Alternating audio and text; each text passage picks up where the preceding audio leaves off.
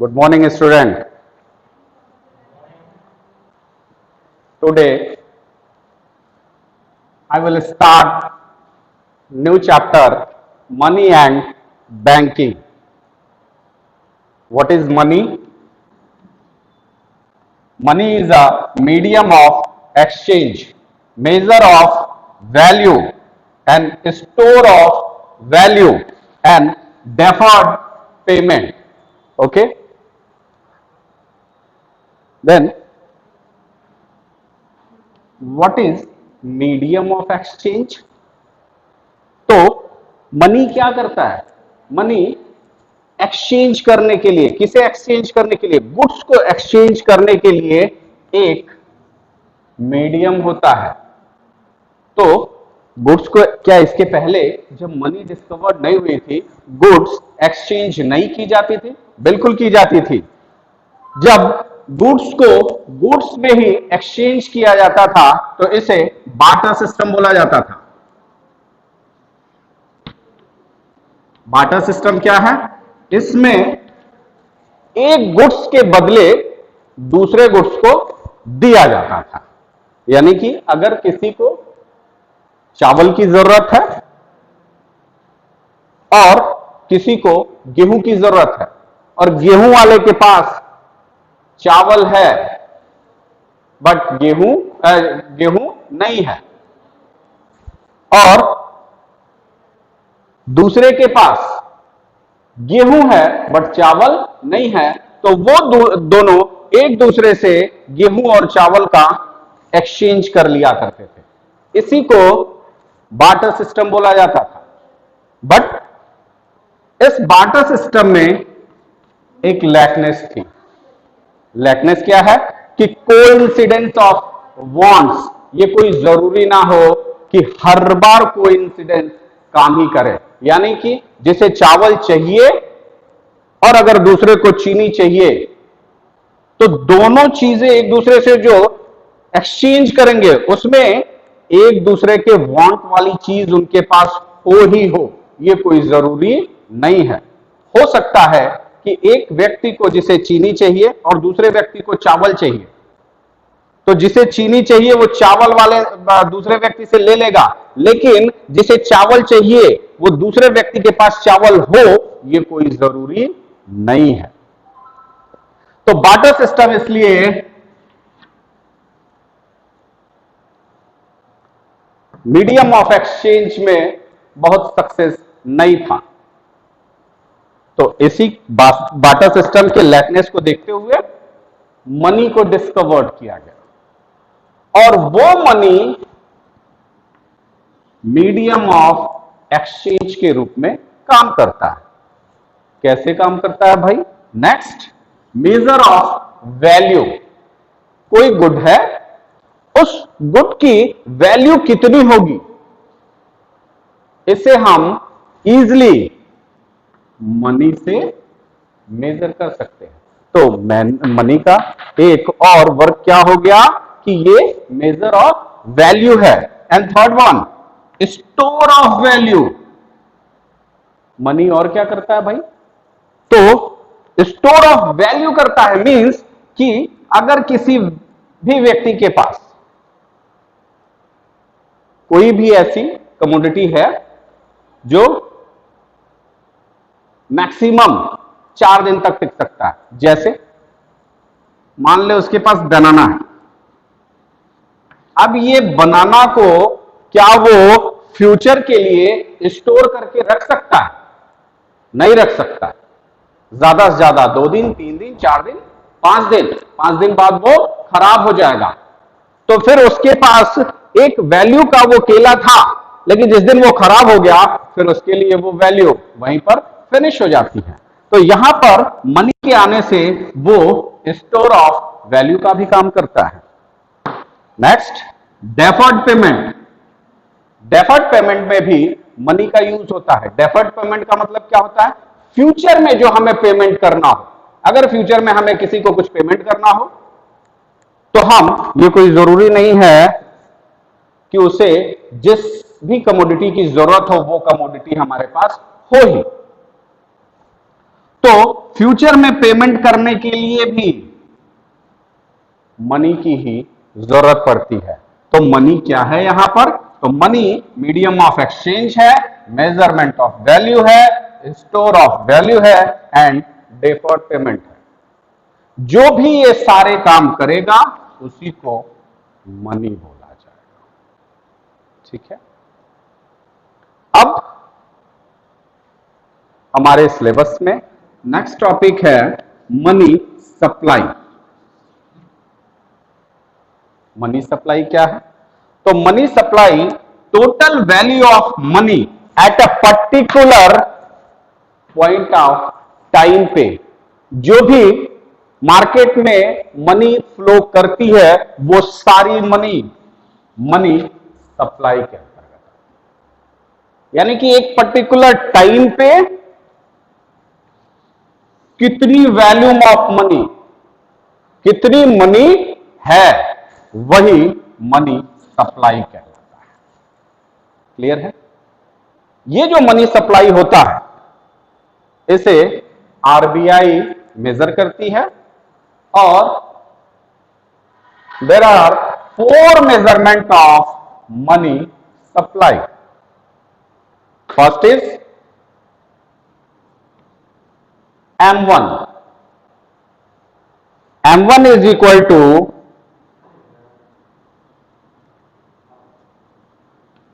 currency and cash held by public,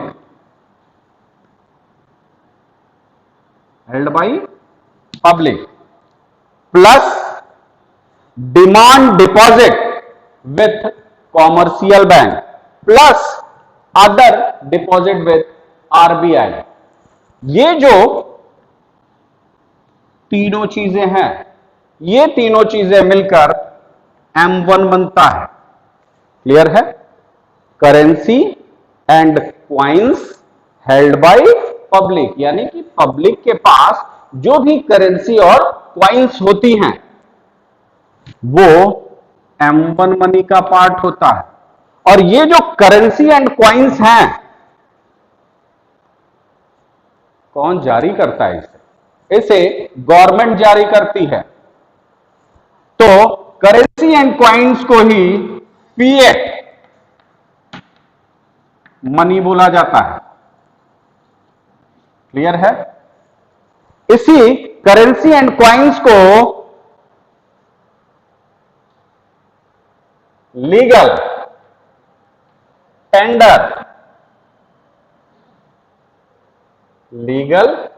tender of money बोला जाता है। लीगल टेंडर मनी मींस जिस भी करेंसी को गवर्नमेंट जारी करती है उसे फिएट मनी या लीगल टेंडर मनी कहते हैं। और उस मनी को जारी करने का या उसे फिनिश करने का राइट किसके पास होगा? ऑब्वियसली अगर गवर्नमेंट जारी कर रही है तो गवर्नमेंट को ही उसे फिनिश करने का भी राइट होगा। जैसा कि हम लोगों ने देखा था 8 नवंबर 2018 को हमारे प्राइम मिनिस्टर नरेंद्र मोदी ने रात 8 बजे क्या अनाउंसमेंट करते हैं कि आज से 500 और 1000 की करेंसी लीगल टेंडर करेंसी नहीं रही। मींस ये जो लीगल टेंडर करेंसी है, यानी कि गवर्नमेंट इस करेंसी को जारी करती है और गवर्नमेंट ही उस करेंसी को जब चाहे तब फिनिश कर सकती है, यानी कि उसे लीगल टेंडर से हटा सकती है। क्लियर है? तो जो भी currency and coins held by public है, यानी कि वो करेंसी वो क्वाइन जिसको गवर्नमेंट ने जारी किया है और जनता के पास पड़ा हुआ है, वो M1 का पार्ट होगा। और M1 में क्या होगा? DD deposit demand with commercial bank. Commercial bank के पास जितने भी डिपॉजिट्स होते हैं, वो भी कौन से डिपॉजिट, डिमांड डिपॉजिट, वो भी हमारे M1 का पार्ट होता है। ये डिमांड डिपॉजिट क्या होता है भाई, डिमांड डिपॉजिट का मतलब होता है ऐसी करेंसी जिसे कोई भी व्यक्ति बैंक में डिपॉजिट किया हुआ है और जब चाहे तब उसे डिमांड करके वापस ले सकता है, उसे डिमांड डिपॉजिट कहा जाता है। तो M1 में currency and coins held by public plus demand deposit with commercial bank, और क्या आता है plus OD, OD means other deposit with RBI, यानी कि आरबीआई के पास जो डिपॉजिट होता है, जो पैसा जमा होता है, वो M1 का पार्ट होता है। यानी कि M1 में कौन कौन सी करेंसी को एडअप करा जाता है, तो M1 में जितनी भी करेंसी पब्लिक के पास है, जनता के पास है, वो करेंसी प्लस जितनी करेंसी बैंक में जमा है, और कौन सा करेंसी जिसे जब चाहे तब बैंक का कस्टमर डिमांड करके ले सकता है, वो मनी, और plus other deposit with RBI, RBI के पास जो पैसा जमा है वो, ये सारी मनी जो है वो M1 मनी कहलाती है। Other deposit with RBI, RBI के पास बहुत सारे पैसा जमा होते हैं। कौन कौन से पैसे जमा होते हैं भाई, तो हमारे कॉमर्शियल बैंक जो हैं, वो बैंक भी अपना कुछ पैसा आरबीआई के पास रखते हैं, गवर्नमेंट का भी कुछ पैसा आरबीआई के पास रहता है। जितने भी फाइनेंशियल इंस्टीट्यूट हैं, उन फाइनेंशियल इंस्टीट्यूट का भी पैसा आरबीआई के पास रहता है। फॉरेन बैंक्स जो हैं, फॉरेन गवर्नमेंट जो है, उनका भी पैसा आरबीआई के पास रहता है। तो ये सारा पैसा भी इसमें इंक्लूड किया जाएगा, बट हमारे कॉमर्शियल बैंक का और हमारी गवर्नमेंट का जो पैसा आरबीआई के पास जमा है, वो इस ओडी में, यानी कि अदर डिपॉजिट विद आरबीआई में इंक्लूड नहीं किया जाता है। रेस्ट ऑफ थिंग्स, यानी कि foreign banks and foreign government plus financial institution plus international financial institution like IMF, world bank, इनके जो भी पैसे होते हैं कहां जमा, आरबीआई में, वो सब M1 मनी कहलाएगी। क्लियर है? M1 मनी को नैरो मनी भी कहा जाता है। ठीक है, अब आते हैं second M2 money. M2 money में कौन कौन से मनी को इंक्लूड किया जाता है, तो M2 में M1 जो पहले था उसे ऐड किया जाएगा, और क्या ऐड किया जाएगा, उसके साथ saving deposit with post office को भी ऐड किया जाता है। यानी कि M2 मनी में M1 भी रहेगा, और पोस्ट ऑफिस में जो सेविंग अकाउंट होता है, जो सेविंग मनी होती है पब्लिक की, वो भी इसमें ऐड किया जाएगा। तो आप कह सकते हैं सर ऊपर तो आपने लिखाया था कि demand deposit with commercial bank, तो फिर यहां एक बार लिखा दिया, तो फिर पोस्ट ऑफिस को अलग से इंक्लूड करने की क्या जरूरत है। पोस्ट ऑफिस एक ऐसा बैंक है जहां पर सेविंग अकाउंट होता है, बट वो डिमांड डिपॉजिट नहीं होता है, उसमें चेक इशू नहीं किया जाता है, और जब चेक इशू नहीं किया जाएगा तो जब चाहे तब आप उसे निकाल नहीं सकते हैं, वो यहां पर डीडी में नहीं आएगा। इसीलिए M2 मनी में अलग से M1 के साथ पोस्ट ऑफिस के भी सेविंग डिपॉजिट को एडअप कर दिया जाता है। M1 और M2 दोनों इसी कारण से नैरो मनी कॉन्सेप्ट के अंतर्गत आते हैं। क्लियर है? अब आते हैं थर्ड M3। M3 मनी क्या है, तो M3 मनी में भी M1 जो पहले था, यानी कि currency and coin held with public, demand deposit with commercial bank, other deposit with RBI except commercial bank deposit and government deposit. Clear है? तो ये M3 में M1 रहेगा, और plus time deposit with commercial bank. Time deposit का मतलब क्या होता है, टाइम डिपॉजिट का मतलब लॉन्ग टर्म के लिए जो फिक्स डिपॉजिट किया जाता है, जिसका एक सर्टेन टाइम पीरियड होता है, उसी सर्टेन टाइम पीरियड में ही हम उस मनी को निकाल सकते हैं, उसे टाइम डिपॉजिट कहते हैं। तो M1 में जब टाइम डिपॉजिट को, और वो भी कॉमर्शियल बैंक में जो टाइम डिपॉजिट होता है, वो टाइम डिपॉजिट को जब एड अप कर देंगे तो ये M3 मनी कहलाएगी। और ये जो M3 मनी होती है, इसे money, monetary resource of society कहा जाता है। ये एक ब्रॉडर मनी कहलाती है। क्लियर है? And fourth one is M4 money. M4 money क्या है? M4 मनी में M3 ऐड रहता है, plus total deposit with post office. Post office में जितने भी डिपॉजिट होते हैं, यहां पर है M2 में हमने क्या एडअप करा था? Saving deposit. सेविंग डिपॉजिट के अलावा भी बहुत सारे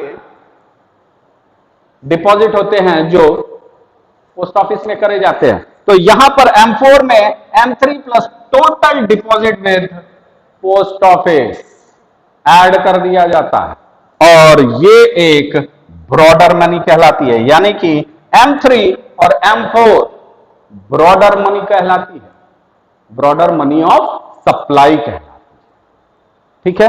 बट यहां पर M4 में एक चीज देखेंगे हम कि M3 plus total deposit with post office में NSC जो होता है, नेशनल सेविंग सर्टिफिकेट, जो पोस्ट ऑफिस में होता है, वो एड अप नहीं किया जाता है। NSC को छोड़कर जितने भी डिपॉजिट होते हैं, वो सारे डिपॉजिट M4 में इंक्लूड किया जाएगा। क्लियर है? तो ये है हमारा मनी एंड बैंकिंग में मनी एंड मनी सप्लाई। ठीक है? मनी सप्लाई को RBI मेजर करती है कितने टाइप से? 4 टाइप से, M1, M2, M3, M4। M1, M2 को नैरो मनी सप्लाई बोला जाता है, और M3, M4 को ब्रॉडर। इसमें जो है वो money, monetary resource of society बोला जाता है, क्योंकि इसमें जो पैसा है, time deposit with commercial bank and M1, ये एक्चुअल जो मनी मार्केट में होती है वो होता है। क्लियर है? तो ये है हमारा मनी और मनी सप्लाई। इसमें किसी को कोई भी दिक्कत होती है तो वो पूछ सकता है। इसके बाद हम लोग मनी क्रिएशन पढ़ेंगे विद कॉमर्शियल बैंक, और फिर RBI का थोड़ा सा वर्क स्थल हमारा मनी एंड बैंकिंग से बहुत सारी चीजें डिलीट कर दी गई, फिर भी उसके बारे में मैं थोड़ा सा